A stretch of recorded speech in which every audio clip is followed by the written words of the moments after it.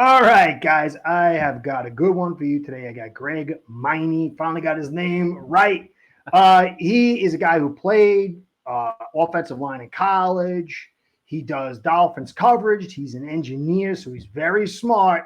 I feel a little intimidated. He's even got his own blog when it comes to engineering. He really knows the game. We go back and forth in disagreements on certain things, but we agree on most of the stuff. But whatever he puts forward, it's always thoughtful, it's intelligent, and I think you're really going to enjoy your time with Greg tonight. So I'm kind of playing the backdrop. I want you to hear what he thinks, break it down. So, Greg, thank you for coming on. I really appreciate it. I was with Steve Malloy and you a couple times, and it was really a good conversations. I've been looking forward to having you on the show. So, thanks for stopping by. No, thanks for having me, and I've been looking forward to this as well. Like you said, we've had a couple conversations with Steve in the past, and it's always been respectful, and we agree on a lot, we disagree on some things, but we always have a good conversation. So that I'm married. You're married too, right? oh yeah, I'm married. So we're used to disagreements, no problem. Well, at least between us, between me and you, one of us will win in an argument every now and then. With my wife, I'm not sure that ever happens. So No, mine either. And I want to give a shout out to Steve Malloy too, because Steve paired us together. Steve's a great guy. Definitely check Steve's channel out. He's just an ace guy. So we're gonna go. I guess you don't know. We're gonna talk Dolphins. So just give us a little bit about you, who you are, where we can find you. Get that up front, and just talk about that a little bit about that engineering thing. I thought that was fascinating. Engineers are smart. I went into liberal sciences, and that's like no money. You're a smart guy. So my name is Greg Miny. I started doing some podcasts and things like that on the Finstock Sports Network. That's where we met Steve. So I've been partners on a couple different shows. Steve has me on every now and then, things like that, right? I went to a small Division III school, a very small engineering school, played offensive line there. And then after I graduated, spent a couple years coaching. So I coached at Division III level at my alma mater for 2 years, and then in high school for a couple years, O-line. I did have a chance to call some offensive plays, so I have been a play caller in the past. I've been to several NFL camps. I've been to several NFL coaching clinics. I like to think I have a unique perspective on things. I am a degreed mechanical engineer. Flexing, he's flexing, guys. He's flexing. I almost became.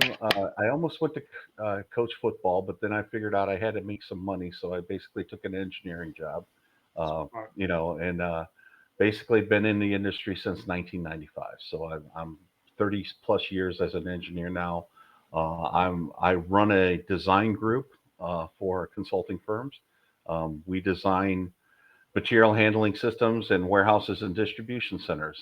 I'm part of our marketing strategy, so you might even see me on YouTube with on blogs and and podcasts and things like that. They're talking engineering and material handling equipment. So true Renaissance man. Look, I like that. And I forgot the coaching part. I remember that was one of the things I really liked about you, the coaching.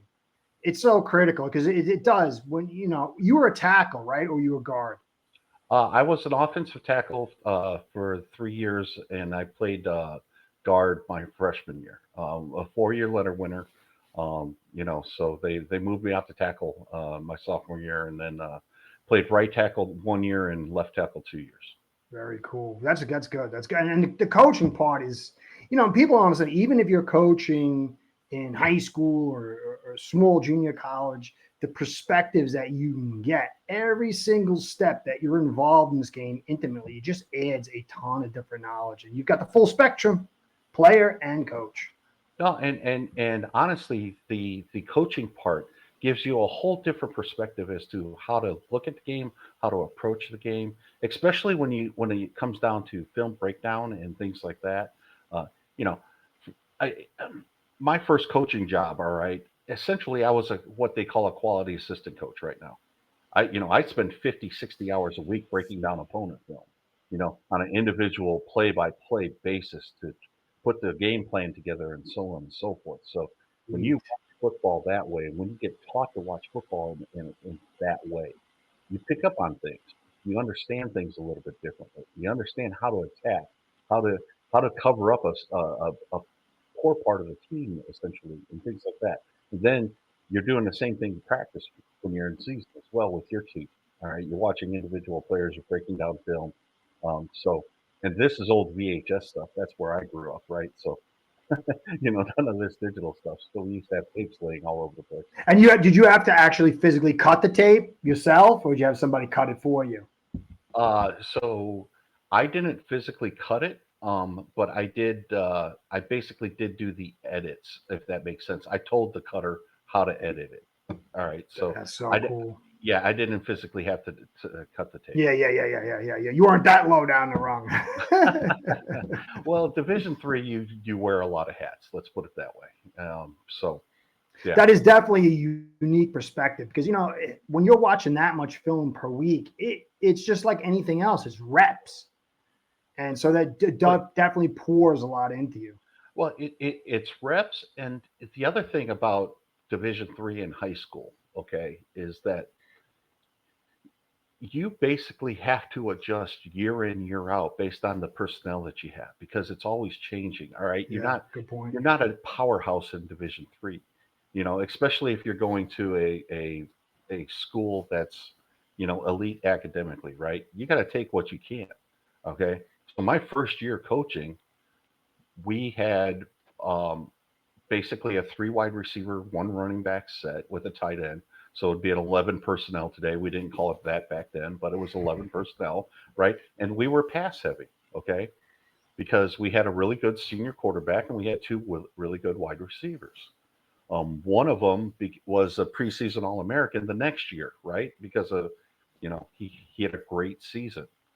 But the next year we ran the wishbone because that's the quarterback we had. He couldn't throw the ball 20 yards. So we had an All-American wide receiver who went over 100 catches, over 1,200 yards, led the conference in touchdowns. The next year, he had 38 catches for like 400 yards, and he had like two touchdowns. I don't think he was happy about that. But we had 3,000-yard rushers. So, wow. It just... That's the full spectrum right there, man. Well, no, exactly. And you go to camps, you go do this, you go, you basically try to figure out what you're going to be the next year. And then if you don't know it, you got to go learn it. And that's what we had to do. So adaptability. Oh yeah, absolutely. All right. That is, I wished I could have had more experience like that. I kind of just got out of it real quick, but it definitely gives you a very good perspective. And speaking of perspectives, we're going to talk our Dolphins. I'm going to throw out some names and some things. I got this from Shake Money. He does a little bit better. He's got the pictures he throws up. He does like a raw shot thing. So I'm just going to say some names. I just want you to give me a little blip of what your quick hot take on each one of these is. Mike McDaniel. So I think Mike McDaniel is an innovative football coach. I'm not sure he's a great head coach yet. All right.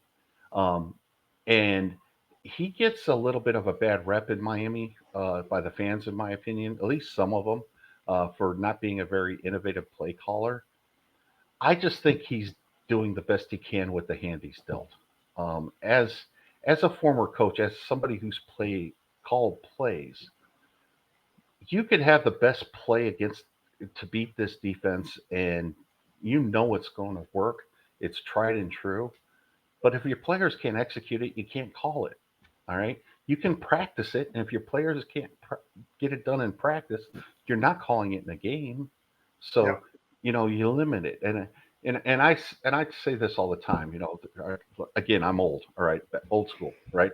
You could have a 6-inch playbook, okay, to start the training camp. By the time you get to a game day, it's a page front and back. Okay. Yep. You have all of this volume of stuff that basically is shrunk down.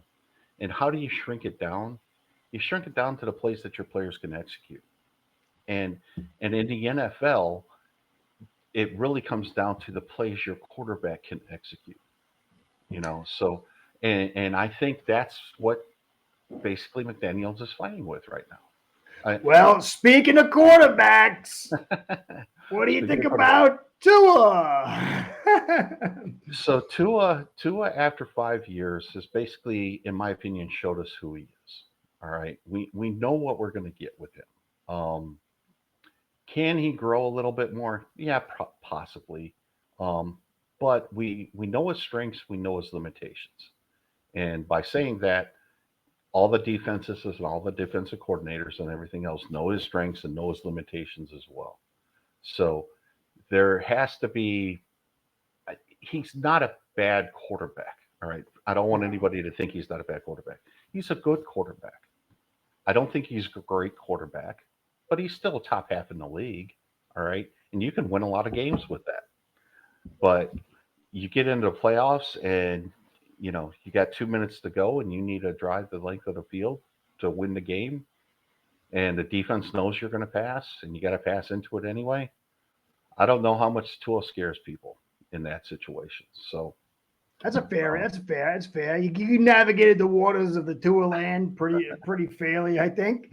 Well, let's attach it to something that you and I both like. What is your take on? Look, we can go through every incarnation of the offensive line, but this current offensive line, it's hard to say because I know there's so many unknowns. There's a few unknowns. I'm concerned with the left side. I'm concerned with the experience on the left side. It looks like we're going to have a rookie left guard and a second-year left tackle. All right, that experience matters on the O-line in the NFL. Okay, I agree. You got to be physical, you got to be all of that, but you need some experience. Me and you have talked about the center position. He's a good center. He's not a great center. He struggles when he has to block somebody face up. I think he's good in the zone scheme when he can climb. All right. Disagreement there. And the right side, if it could stay healthy, I think it could be pretty good. So we'll just have to see what happens. I think that overall the offensive line should be improved. All right. I don't think it makes a whole heck of a lot of difference in the outcome of games with this team. I think the outcome of games depends on Tua and the wide receivers creating plays. Well, I mean, it's part of the design. That's what we're leaning into. And you forgot the most important part. We've got Liam in the backup, the heart of the team, man. So this offensive line should be okay. All right. Overall, the whole thing, the whole kit and caboodle, the 2025 offense. Caddy, would you sum it up? What's your eval at this early stage? What do you see? What do you think? Blah, blah, blah. So I'm interested to see how McDaniels attacks the loose shell coverage defense that teams have been running since basically December 2023 against them. All right. They're taking away the inside throw. And they're playing their intermediate defenders at such a depth that it's hard to throw over them and in front of the deep defenders. Those linebackers start at Kalamazoo, don't they? Oh, they are so deep. Okay. Miami needs to run the ball. They need to be able to run the ball better. Talk it, brother. Talk it. I think they need to be able to run the ball inside better. Yeah. I'm not sure if Achane is that person to do that. So do you like Wright? Do you like Wright and Ollie Gordon? I do like Wright. I don't know much about Ollie Gordon. I'm looking forward to seeing him in camp. But if they are going to play soft up the middle on defensively, all right. And I think defenses are doing it because they don't want Tua throwing the ball to Hill and Waddle. Hill and Waddle are your most explosive players. Okay. Great. So if they're going to play that soft up the middle, you either have to attack the passing game outside and make a bunch of hole throws, which Tua it's not a strength, okay, And it's another reason why the defenses are playing this. If I Tua's agree. going to beat them, they want Tua to do something other than his strengths. Um, or you got to run the ball effectively between the tackles. Totally agree. Um, let's see what happens. I don't see another situation. I don't see how they can defeat this defense any other way. Yeah, So I agree. so we 1000%. so I'm interested to see how they attack it. I'm interested to see what wrinkle McDaniel comes up with. I'm not confident that they're going to figure it out. Not with this personnel. I'll Now, say that. I got a little question for you. For me, the lack of ability to adjust at the line of scrimmage, no audibles. Do you think that's a big deal or no? Well, if I did have a criticism of Mike McDaniel's offense, all right, I've called it the smoke and mirrors offense. They rely so much on motion and shifting Mm-hmm. um, to basically inform the quarterback that you basically take the ability of the quarterbacks that you take the ability to audible away from the quarterback. All right, they basically have to run a bad play even though you know it's going to be bad. All right, so if we take a step back, play calling is basically it's based on percentages. All right, you know you're in this personnel group. You're going to be in this formation, and based on that personnel group, that formation, you expect the defense to do this, Mm-hmm. and the play you call will work like 95% of the time against the defense's top three alignments possible in that. You have all of this broken down. That's basically what a quality control or coach does for you. He breaks down Mm-hmm. all of these percentages. So you used We to do. Yeah, it's what I used to do. A lot harder with a lot less computing power. All right, than Yeah. we have now. Right.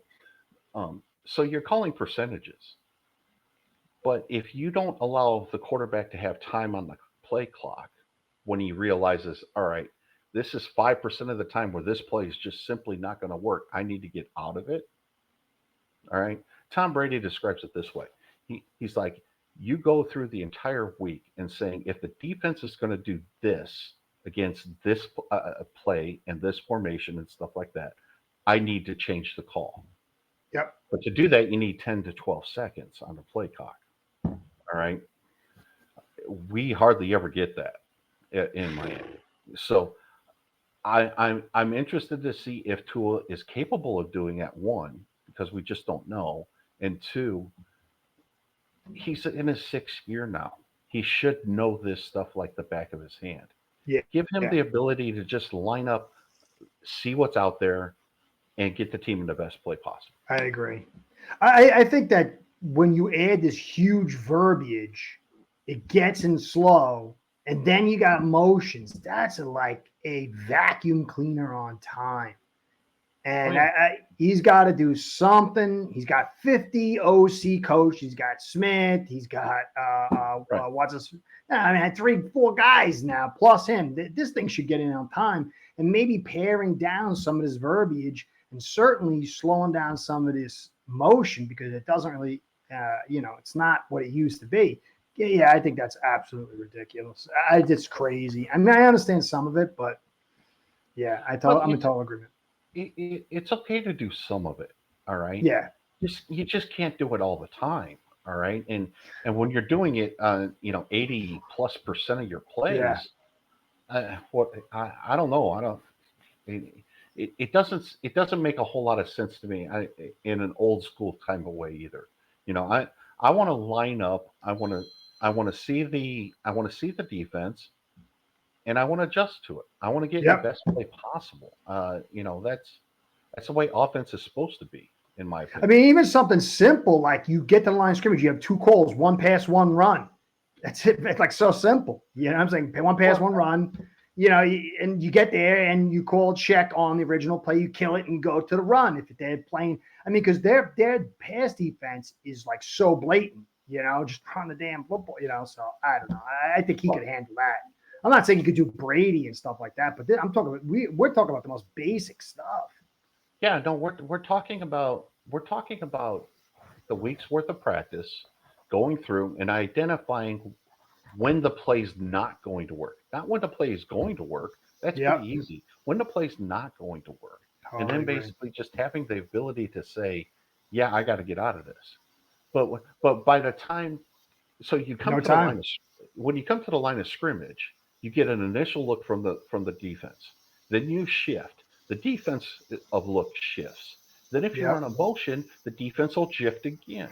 So by the time you get to the 3 steps, all right, when you know what the defense is running and you look up and you got 4 seconds on the play clock, you got to snap the ball. And, for me, it would be so simple. You got to run pass. You get to the line of scrimmage. Before you set motions, you just look at the leverage. They're playing the edges out wide. The linebackers are at 6 yards. They're playing cover 2. They're in a nickel. Just go kill, right to a run. But we don't even have time for that, to tell you the truth. But correct. It's not that. We don't. They're playing us so loaded that, it's like even a retard like me looks and goes, well, that's a run. And I'm like, well, pass. And what the Well, and the other thing they're doing, Curtis, is they're disguising it up until the end, because they know that whatever they're doing, before the shifts in emotions, it doesn't really matter, because they're expecting a shift in emotion, and then when they get there, so they could be in a perfectly normal alignment to start out with, but by the time we get done with all of the movements that needs to be done, they're in this soft shell, and if you got a pass played or called, you can't run it against it. They basically got it covered. So, totally agree. So take a step back. Let Tua be the quarterback. Let Tua control the offense. At this point, with that money, he should.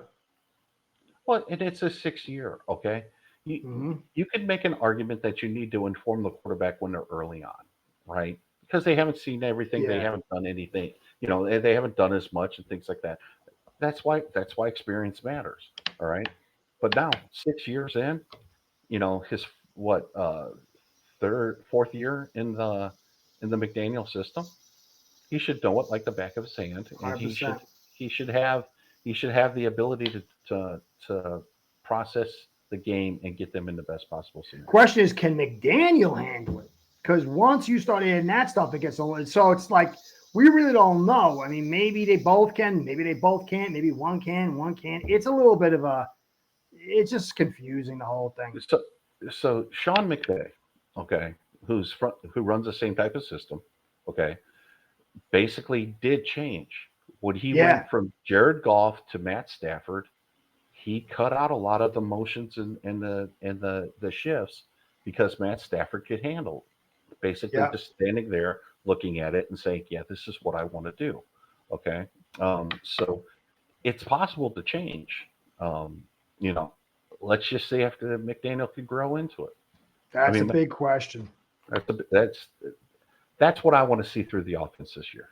I agree. This is a big season for McDaniel. He's got a lot of people, to his hell, but he's the general. So if there's going to be changes, he's got to be the guy to make the big changes, the big growth. Speaking of big, my favorite guy, Chris Greer. What's your take on Chris Greer? Is he playing 70D chess? If he is, he's not playing it well. Let's put it that way. Part of the problem, in my opinion, and I say this quite often, is if the philosophy or the plan is flawed, no matter how well you execute it, you're never going to succeed. Great. And I just don't like.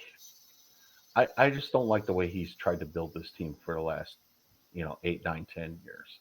I just wait. What did you just say? 8 or 9, 10? Oh my gosh! Yeah, I mean, since he's been GM, and some in the media will say that generation. Well, yeah, I mean, he's been here. He's been with the team as a scout and things like that since 2001, 2000, something like that. Yeah. 24 years or 23 years. Yeah, it's something like that, right? So it's, again, if the plan is flawed, you can't, no matter how well you execute it, you're going to fail. Yep. And part of the reason why they haven't won a playoff game this century, essentially, is because I think they just keep working off a flawed plan. So Totally agree. Totally. and and people will say, well, he's just doing what the head coach wants him to do. Well, that's not a good answer for a GM. That's so weak. Could you imagine being an is owner weak. of a business and saying, well, Johnny on the factory belt wanted me to do it. I did it. Talking Yeah. to shareholders. Yeah, Okay. no. Yeah, I don't get it. So to me, he's the one that's supposed to have the vision. He's the one that's supposed to be building the team, and then you bring in the people to basically execute it. Yeah. So I have, I don't have a whole lot of faith in Greer. Let's put it that way. You got more than me. And I'll say it this way as well. I'm not disappointed in the trades that he made. All right, by getting rid of Ramsey and getting rid of No. Johnny Smith, you know, they weren't part of the future. They didn't want to be here, so Yeah. he got players, back and draft picks back for them. That's not the problem. The problem Well, is he put himself in the problem to have to do the trade to get the whole thing. So it's like, yeah. I mean, you keep taking two steps back, right? All right, you draft Austin Jackson in the first round, okay, and because he's not very good, you got to get Teron Armstead a year later, right? Yep. And so on and so forth. So, he somewhat fixes the problem, but he creates the problem he has to fix. I mean, all right, enough. I can't take anymore. I can't take anymore. Can't take no more. All right, let's move on to something else, man. It's like my head burns, man. My head burns. So what do you see this season amounting to? Obviously, it's early. There's so many things that go a long way. Anything can happen. I mean, Josh Allen goes down, everything changes. Tua goes down, everything changes. Whatever. Chris Greer takes the limitless pill and becomes a genius. Things change. I don't know. But if you were to say, hey, look, I'm kind of seeing this general range this season for this team, what do you think their expectations roughly? 17-0? Not quite 17-0. I won't go a little bit less. Again, all right, my general philosophy, one, I said Tua is not a bad quarterback. All right, you got to have bad quarterback play to win under 5 games in the league. Yeah. Okay. So if Tua's healthy, I think that basically guarantees them like 8 wins. All right. Now, then there's probably 6 or 7 losses in there as well, where you're playing some good teams with some good quarterbacks this year. All right, that are going to attack a secondary in Miami that I'm not overly high on right now. Okay, so, but in the NFL, there are more bad teams than good teams, and if you're better at quarterback, which Tua will be on a lot of games, they're going to win 8 games. All right, the 3 or 4 games that are up in the air are what's going to be the difference.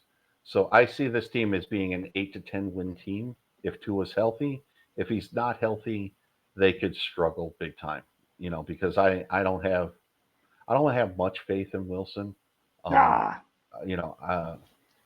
There's anytime you play a backup quarterback in this league, you're probably facing some team with a better quarterback.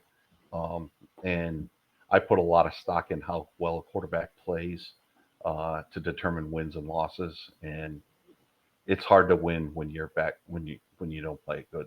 When you don't get productivity out of the quarterback. I agree.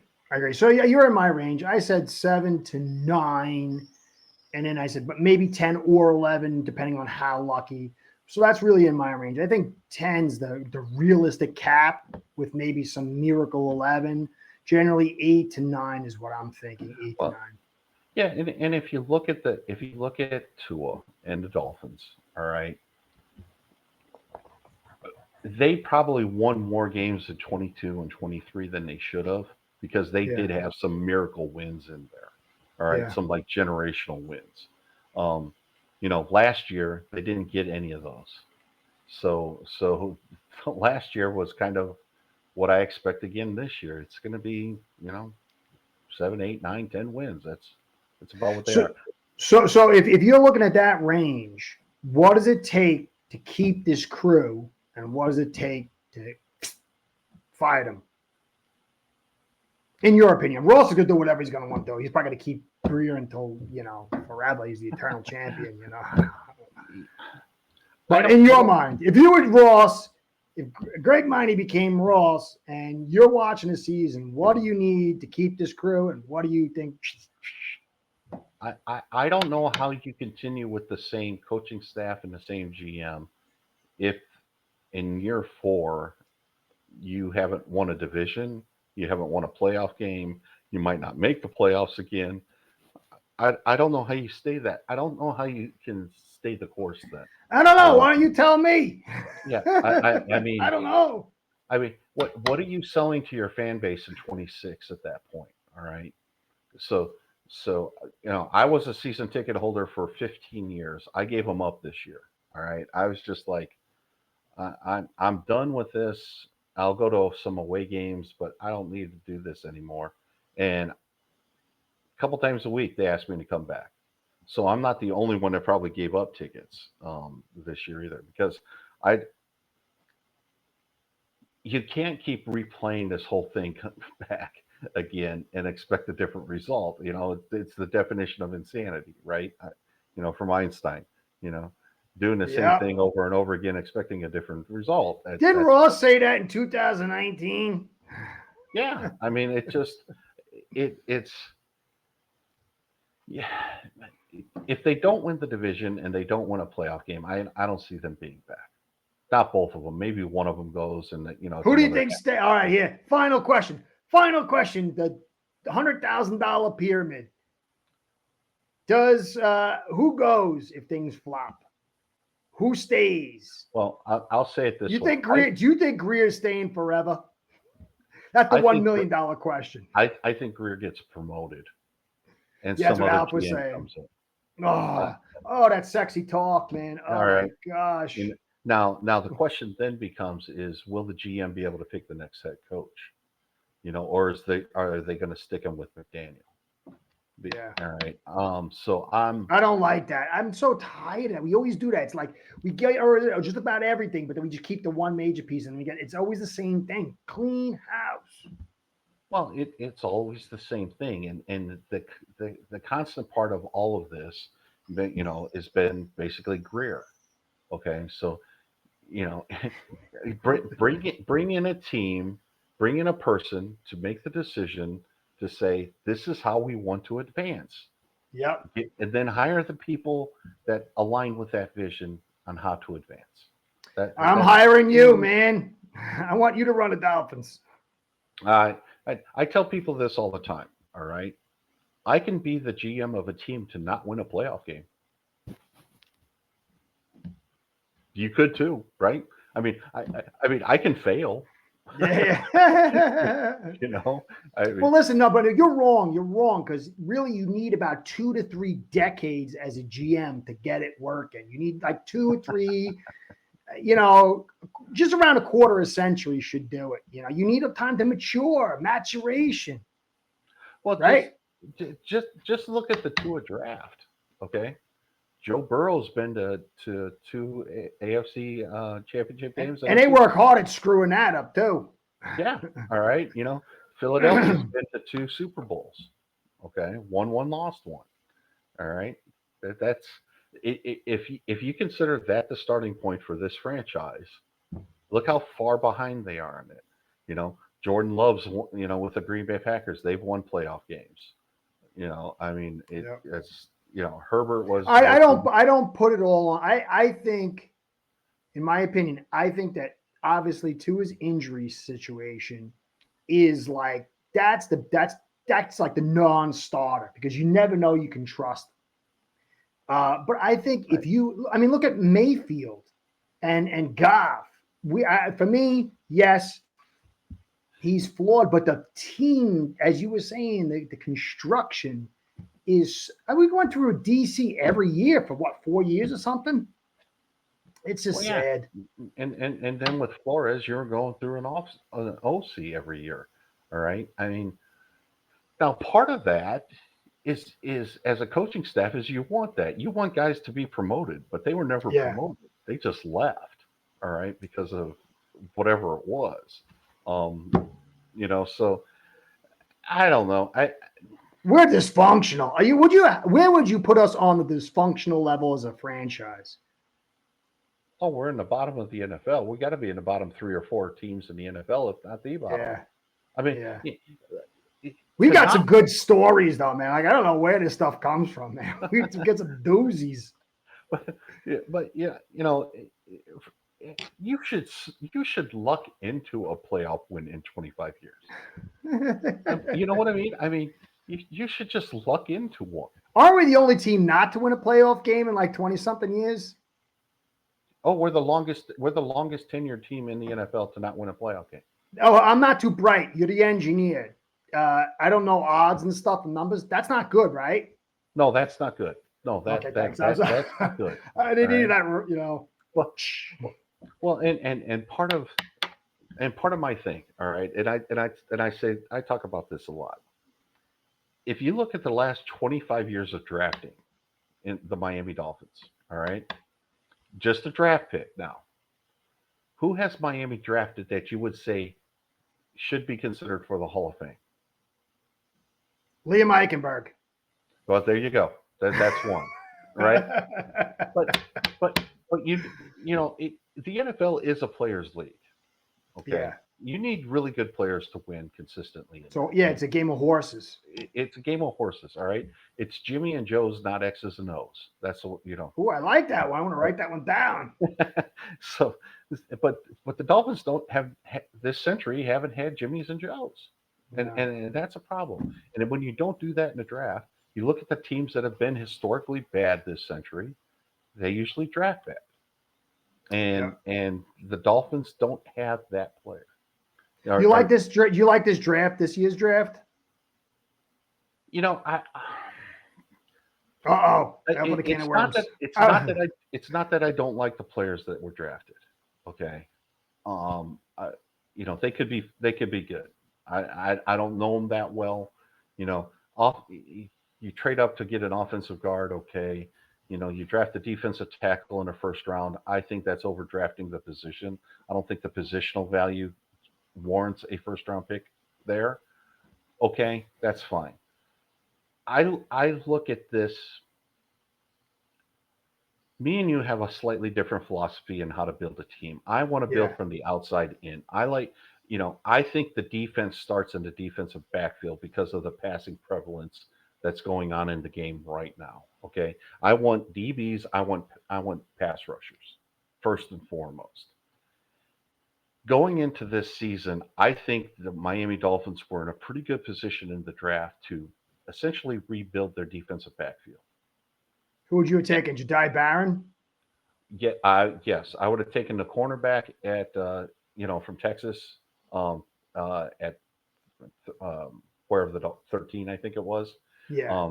There was a safety available in the second round they could have taken, and then there were some more players in the third round they could have taken as well. I would have rebuilt my entire secondary. All right. I look at the good defenses. I look at the Kansas City Chiefs on the defensive side. When Miami traded for Tyreek Hill and gave them all those draft picks, they basically drafted defensive backs and they drafted linebackers, and now they're starting to re-sign those guys.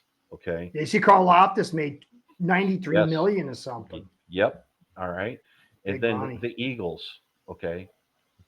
The big difference on defense between defense, they got a new defensive coordinator this year, but they got good players in the secondary. All right. Yeah, they went pretty heavy on the trenches though. They went pretty heavy on the trenches, but they got.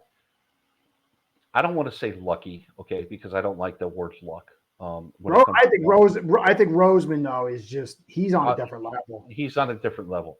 But they had young players step up in their secondary and play at a very, very high level. There's got to be a little luck in it, though. But, you hedge your odds. Yes. But, to me, the main difference in the Super Bowl this year was the way Philadelphia's DBs kind of locked down the receivers for Kansas City, allowing the pass rush to get home. All right. That falls kind of into Fangio's system. But that front tore a new beep in the KC front, man. Well, and the year before, when Miami was healthy and Fangio was at DC there, Miami was setting records, and one of Yeah. the top ones in the league rushing the Yeah, passer. he's coverage first, though. That's what he does. He is coverage first. He's got that mixed match. He just throws everybody. He doesn't really. He blitzed a little bit more with us, though. But he had, Phillips, Chubb, Wilkins, Sealer. That's like. No, he look, Miami's defense. And Van Ginkel, who we don't want. And Van Ginkel. I mean, he don't want him. That defensive pressure was outstanding.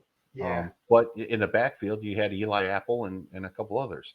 See, now you take the Philadelphia secondary from last year and match it with the 23 front seven when healthy, the Dolphins would have been a top 5 defense. Oh yeah. All right. So, but anyway, as far as the draft goes, I just looked at this draft as saying, okay, I can really do good things to the defensive backfield. Where I'm positioned, the players that I expect to fall to me in that position, that's where I would have started. So again, I can see that. I mean, I wasn't unhappy with Grant, but Jedi Barron was another guy. I was looking at Barron, and Alf turned me on to Barron big time. But I like Grant too. But I could see either way. Yeah, I just the trading up for Savaianaya, it's if he's all pro, it's worth it because we suck, But it did hurt us because there was some good stuff in the middle rounds. Well, yeah, we went basically, the third, fourth rounds, we didn't have a pick. Yeah. All right, and we got some next year, but. Well, it doesn't seem like a lot of, like we're like, oh, well, it feels like we're punting to 2027. Well, yeah, they basically got enough draft picks for 26 to be able to make a move. All right. Yeah. And if they do bottom out this year, because Tua's hurt and, whatever, if they are that 4 or 5 win team, they have the ability to move up and get a higher, get the quarterback if that's the way you want to go. And if we just got to hope that Greer ain't picking. Well, yeah, no, precisely. And if Tua gets hurt this year and misses a significant amount of time, you cannot bring him back as your starter in 26. You just can't do it. Yeah, I think that I don't think they can financially get off until 27. But I would say you're probably stuck with them, but you draft the guy that you want to move forward with and then move off him in 27. I don't know I don't know if the contract allows an out next year. I don't know. Yeah, it's either next year or 27, but regardless, you have to make that decision. Yeah. Even if he stays on a team and he ain't the guy, you got to try to go get the guy. Yeah, you have to. You can't have the most important position on the field be a part-time player. I agree. Yeah, this is such a huge season for him. Anyway, guy, I appreciate you coming by. It's about 43 minutes. So some people might be too long. I would love to have you back and keep talking. Absolutely. Once we get some more information and we could see some stuff in training camp and preseason and the season.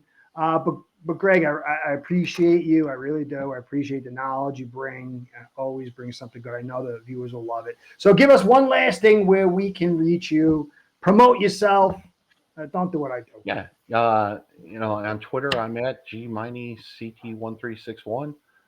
So you can contact me. G-Money. G-Miny. And then, we are going to get the Fins Talk Sport Network show back on going in Thursdays. Awesome. Life happened this summer for me and my co-hosts, so sometimes it's just hard to get us all together. But we're going to get back to it, especially when training camp hits. Awesome. I love you guys. I think you guys are great. So, all right, guys, thank you for staying with me and Greg up to this point. I hope you have. Greg, thank you again. See you soon. Greg, absolutely. And Curtis saying, "Go Fins." Curtis Go Fins. Out.